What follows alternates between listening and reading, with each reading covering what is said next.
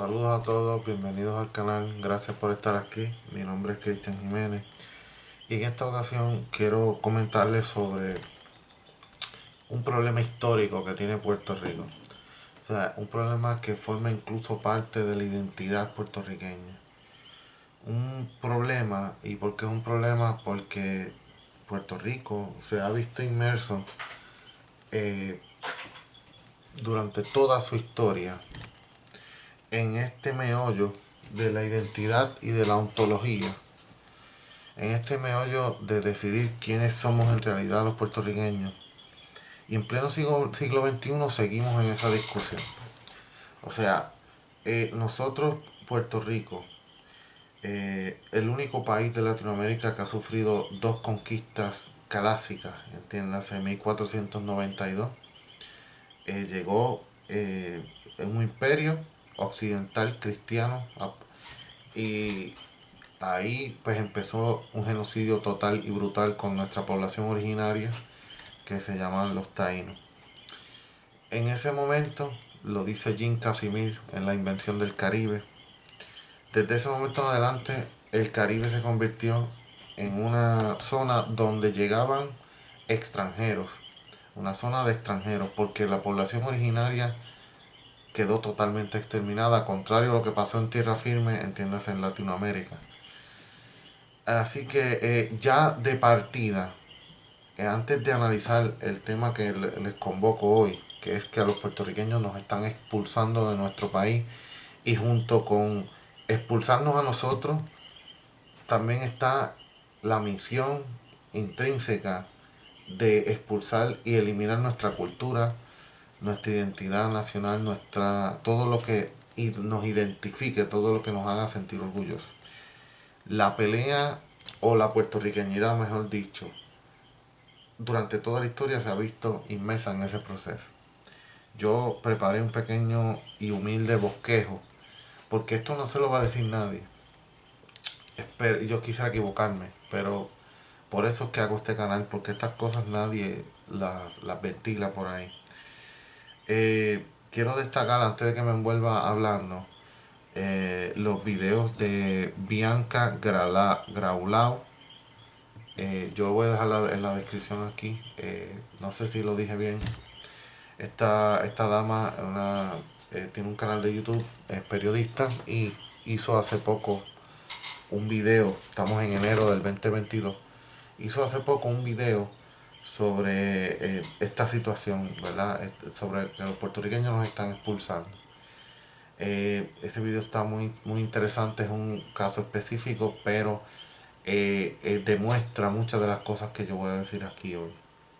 Así que, y por ahí hay un montón de historias eh, y periodistas, etcétera, han dicho de una manera u otra como que los extranjeros, o sea, los que no son de aquí, los que no tienen idiosincrasia latinoamericana muchas veces, se apoderan de nuestras tierras.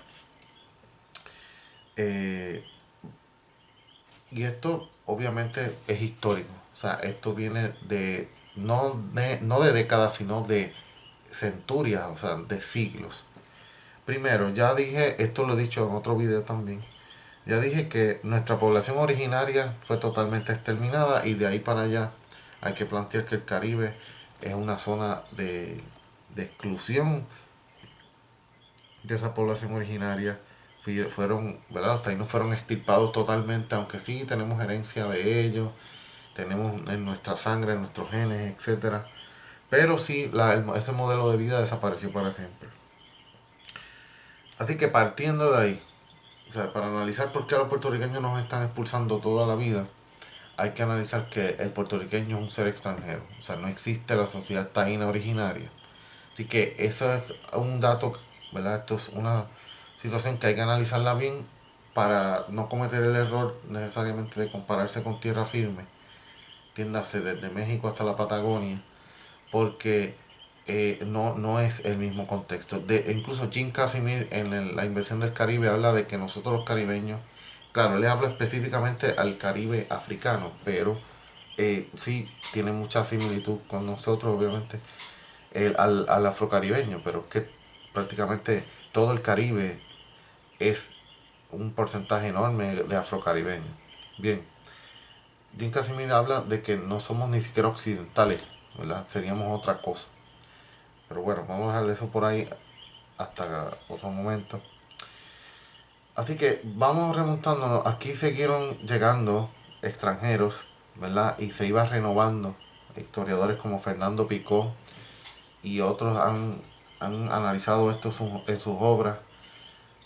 Cómo es que siguieron llegando y generación tras generación, cuando ya una generación alcanzaba el arraigo necesario, estamos hablando de este Puerto Rico agrícola, fundamentalmente agrícola, desde que se acabó la minería, siglo XVI-XVII, hasta finales del XIX con la conquista estadounidense. Entonces, siempre se siguió favoreciendo ese extranjero, ¿verdad? Ese que llegaba nuevo a invertir, etcétera, y la corona española, en ese momento la dominante en Puerto Rico, pues nada, le facilitó el camino siempre a los extranjeros o a los que no tenían el arraigo, a los que no, a este después llamado puertorriqueño, que es de segunda o tercera generación, que nació y se crió aquí, que creó cultura, que creó ambiente.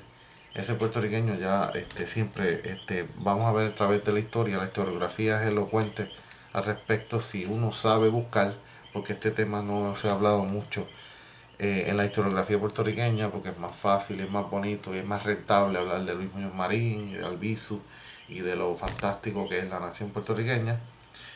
Así que tenemos esa situación, pero para hacer este video más corto quiero ir a los datos, ¿verdad? A fechas específicas para que veamos un poco el cuadro, ¿no? 1815, la corona española aprueba la Real Cédula de Gracia. ¿Qué pasa? Sí, el principio del siglo XIX, que estaba pasando en Latinoamérica. Latinoamérica se está independizando totalmente. Simón Bolívar anda liberando toda Latinoamérica. Se quedan solamente dos colonias, Cuba y Puerto Rico. Se aprueba esto de la cédula de gracias para atraer extranjeros, esas ventajas que no tenían los de aquí. Especialmente esos extranjeros quería la corona española que fueran estos grandes élites que perdían la guerra contra Bolívar o otras situaciones y llegaban a Puerto Rico acogidos con ventaja. Y esa generación, ya para el 1868, el grito de Lares, esa generación que llegó con el 1815, con esa oleada, ya esa generación ha muerto y han tenido nietos, bisnietos, etcétera. Entiéndase, muchos de nuestros apellidos, etcétera, vienen de esa gran oleada migratoria, que fue una oleada migratoria, eh, ¿verdad? Fue una invitación que le hizo la corona española, desfavoreciendo otra vez a los locales, a los que tenían arraigo.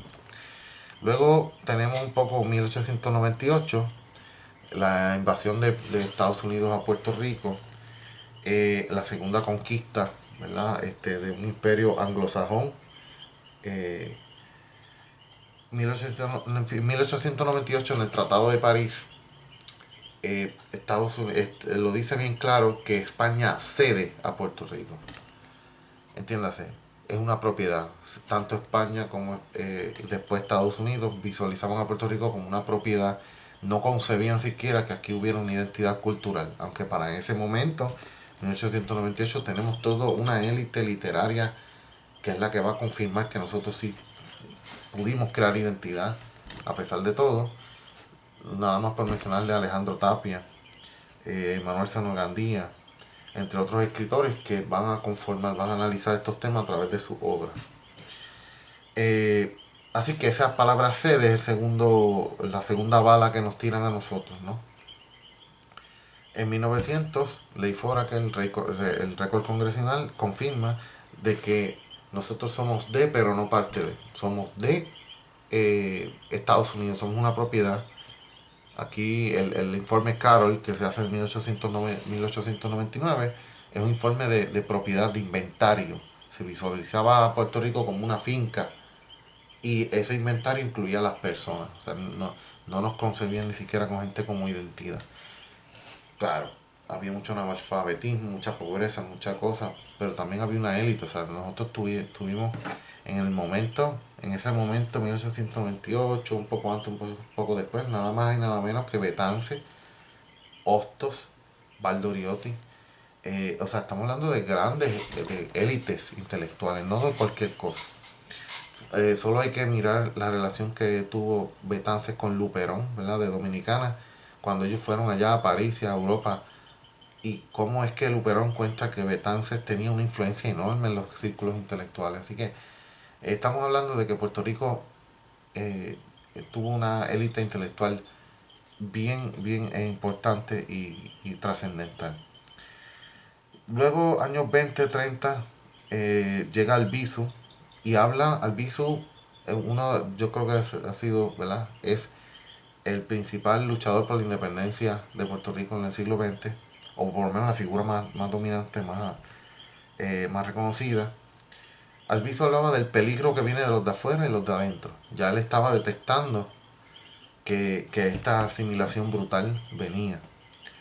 O ya estaba cuando él se manifestaba, ¿no? Por eso era que él era católico, por eso es que él le daba tanta importancia a la identidad hispana, ¿verdad? Era hispanófilo, porque estaba contraponiéndose a Estados Unidos. Eh, entonces, Albizu también decía, la victoria de un puertorriqueño sobre otro es la derrota de la patria.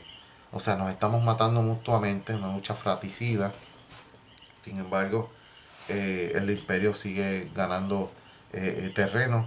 Así que estamos ante una invasión que no tan solo es militar, económica, sino también cultural, filosófica. Va a los cimientos de lo que es una identidad de un pueblo. Entonces, y llegamos también a los años 30 con las citas de Antonio S. Pedreira. Pedreira, con su obra Insularismo, le pone sal a la herida esta de la identidad. Y todavía hoy, dentro de los círculos intelectuales, Pedreira no es muy... Círculos intelectuales puertorriqueños, porque en realidad en Puerto Rico lo que tenemos son, en su mayoría, no todos, pero unos intelectuales felices, conformes con las definiciones que típicamente se ofrecen en la historiografía. O sea, es como un rebaño que hay, ¿no? Y pasa mucho en los círculos intelectuales, pero si ciclos académicos, mejor dicho, no intelectuales. Así que la academia hoy día del siglo XXI está obsoleta, no es con el flujo de información que hay hoy en el siglo XXI, no, la academia como está propuesta no le sirve a los mejores intereses de la gente. Pedreira, uno de los mejores ensayistas de la historia de Puerto Rico, en su obra Insularismo, que es una de las obras más trascendentales de la identidad puertorriqueña, un conjunto de ensayos donde él analiza filosóficamente hablando, de las pocas obras que hace eso. Por eso es que es tan duro para leer para nosotros y por eso es que casi ningún intelectual puertorriqueño le quiere meter mano y los pocos que lo han visualizado entiendo yo a mi entender, ¿verdad? Humilde entender, no han sabido escudriñar, no se han salido de esa mediocridad que te fija en la academia para volver al intelectual y volver a poner el compromiso, el arrojo en los análisis. Bien, Pedreira decía que definir un conjunto de seres, o sea, pues como parte del propósito de la obra Insularismo, definir un conjunto de seres que todavía no ha podido delinear su gusto, no ha podido delinear a gusto su vida colectiva.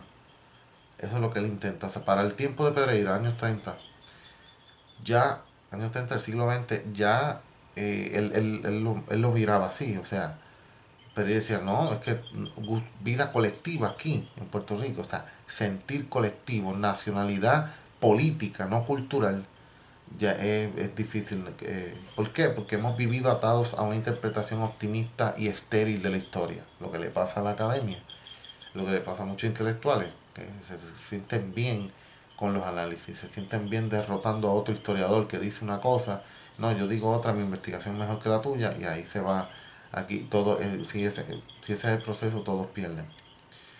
Nuestra política, decía Pedreira, estoy leyendo, nuestra política se ha desenvuelto trágicamente en anhelos de mayor utilidad y participación, lo utilitario, lo necesario, lo aprovechable. Eso es todo. Eso, ¿verdad? El ELA es elocuente en eso. el Estado Libre Asociado, porque aquí los políticos son simplemente agentes que van a pedir fondos federales y que se dedican a tratar de ganar elecciones no importa qué. Así que el político es un profesional, no es un ser, en Puerto Rico el político es un profesional que busca por su profesión, no es un ser intelectual que lucha de verdad por la sociedad, que es lo que debería ser un político, ¿verdad? Hacer prosperar la polis. Y decía también Pedreira, nuestras perfecciones, entre comillas, logradas, son solo aspiraciones. Así que Pedreira también va a la médula de este asunto de que nos están expulsando. ¿Por qué? Porque ¿por qué lo digo así? Porque si la identidad es un problema intelectual, filosófico, que se discute en las obras, como cuando vemos a Abelardo Díaz Alfaro hablando del inglés, por ejemplo, ¿verdad? Esta resistencia cultural, pues entonces es que hay una misión de expulsarnos. No estoy hablando solamente de expulsión física, de que te salgan de tu país, sino expulsar, desarraigarnos. O sea, esto lo dice también Albert Memmi. Tengo un video de eso aquí en este canal.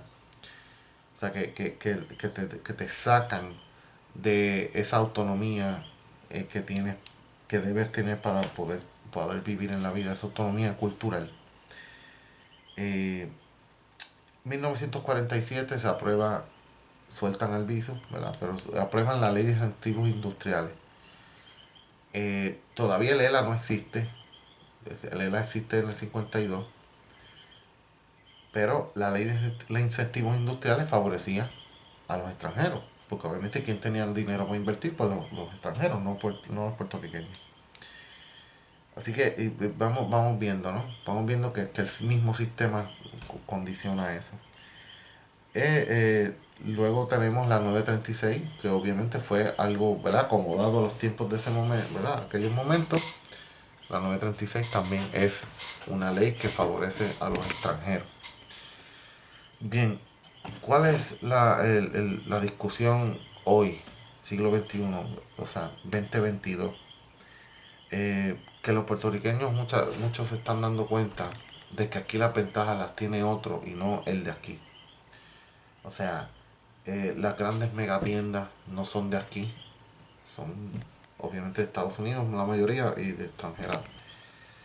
El caso que trabaja la periodista, la dama Bianca Graulao, eh, el actor que salió hace poco diciendo que no le venden casas por ser puertorriqueño, entre otras cosas, son síntomas de una infección que llevamos toda la vida. ¿Entiendes? O sea, los puertorriqueños nos llevan expulsando desde toda la vida. O sea, la lucha, hemos tenido que luchar culturalmente, reafirmándonos, acercándonos a Latinoamérica para poder sobrevivir. Cuando llegó a Estados Unidos aquí a Puerto Rico, lo primero que puso fue el inglés, porque no reconocía una identidad latinoamericana. La lucha por la bandera de Puerto Rico, por poder usar la bandera cuando en el 1948 se aprueba la ley de Mordaza, que entre otras cosas te prohibía tener una bandera de Puerto Rico y ser nacionalista, ser independentista, etcétera. Eh, a pesar de todo eso, hemos hecho nación, hemos hecho cultura y podemos decir somos puertorriqueños. Eh, a pesar de, no gracias a. Tal vez hemos tenido la ventaja, si eso se puede considerar ventaja, que hemos tenido que revisar nuestros cimientos de la identidad constantemente gracias a que este sistema va coartando, ¿verdad? Eh, Toda posibilidad de que se nos ocurra decir somos esto, somos lo otro. Tampoco es que el imperio nos quiera asimilar, o sea, Estados Unidos no nos quiere dar la estadidad. Estados Unidos no pretende para nada que seamos estadounidenses, nunca lo vamos a hacer. Por eso es que la ley Foraker y la ley de relaciones federales dice somos de, pero no parte de, así de sencillo. Y por eso en el 52 nos dejaron escribir una constitución y nos dejaron hacer unas cosas y llevamos arrastrando ese sistema hasta hoy. El ELA, el Estado Libre Asociado, es un sistema de expulsión del puertorriqueño, es un sistema anti-puertorriqueño. Empezando por eso de la ley de relaciones, perdón, la ley de incentivos industriales del 47, luego la 936 y otras cosas que se aprueban por ahí. La ley 22 hoy en Puerto Rico, siglo XXI, el año 2022, demuestra lo mismo también. O sea, que aquí en la estructura se ha conformado en contra del ser puertorriqueño. Cosa por la que muchas personas han perdido la vida. Nosotros los puertorriqueños tenemos un panteón entero de mártires que han luchado por la identidad puertorriqueña y por la independencia. Y digo la independencia porque es el único ideal político en Puerto Rico que tiene muertos. O sea, nadie ha muerto por la estadidad, que yo sepa. Nadie ha muerto por el ELA. La gente que ha muerto ha sido por la independencia. Al Albizu lo torturaron. A Filiberto Ríos lo asesinaron. Y por ahí para abajo tenemos una ristra, una lista entera de gente que han asesinado por la independencia, no por la estadía. Así que, comprendiendo esto, yo lo que les ofrezco ahora es un resumen muy resumido, obviamente, de todo esto, pero hay que comprender esto para entender que lo que está pasando hoy, de que el sistema entero se está posicionando para que nosotros los puertorriqueños nos tengamos que ir de nuestro país, es un problema histórico, es un problema que va a la médula de lo que es ser puertorriqueño y nos apremia cada día más lo que decía el Visu de la definición suprema. O sea, la definición suprema es que Puerto Rico todavía no ha tenido ese momento de que en realidad nos sentemos a decidir qué vamos a hacer con este país. Todo nos ha venido procesado, todo nos viene manoseado, como decía Pedreira, todo nos viene prefabricado, y así que no hemos tenido esa oportunidad de sentarnos como país. ¿Qué va a pasar? Pues obviamente nadie, yo no soy adivino ni nada de esas cosas, pero sí puedo adelantar que un problema histórico así, ¿verdad? Es muy difícil resolverlo con parchos y aquí hay que hacer un plan de país, realmente un plan de país. Así que yo les exhorto a todos los puertorriqueños que nos sentemos a ver cómo podemos armar ese plan de país, cómo podemos aportar desde nuestra vida a ese plan de país, y a los latinoamericanos que sepan que nosotros somos parte de ustedes, que nos acoge toda una historia de siglos donde nosotros hemos aportado con nuestra sangre, nuestra cultura, nuestra filosofía y nuestra política al desarrollo de Latinoamérica, y que nosotros nos merecemos ese lugar en Latinoamérica, pero sabemos también que hay que luchar por él. Y de los latinoamericanos lo único que pedimos es solidaridad y comprensión cuando salgan noticias de nosotros. Al igual que nosotros tenemos que tener ese sentimiento, lógicamente. Así que así es el sistema, ese es el sistema histórico. Así que a nadie le debe sorprender esto. Lo que sí nos debe sorprender es que le sorprenda a mucha gente. Así que lo que dicen los medios no es necesariamente la verdad. Lo que dicen los medios es una opinión muchas veces. Así que la invitación es a estudiar, la invitación es a investigar y a no creerse nada porque otra persona lo dice. Así que gracias una vez más por estar aquí. Suscríbanse, denle like. Casi nunca digo esto, suena clichoso, pero sí, me he dado cuenta que ayuda mucho, porque esto es un mensaje no para hacer dinero, sino para hacer conciencia, que vale mucho más que el dinero. Así que gracias, se cuidan y hasta la próxima.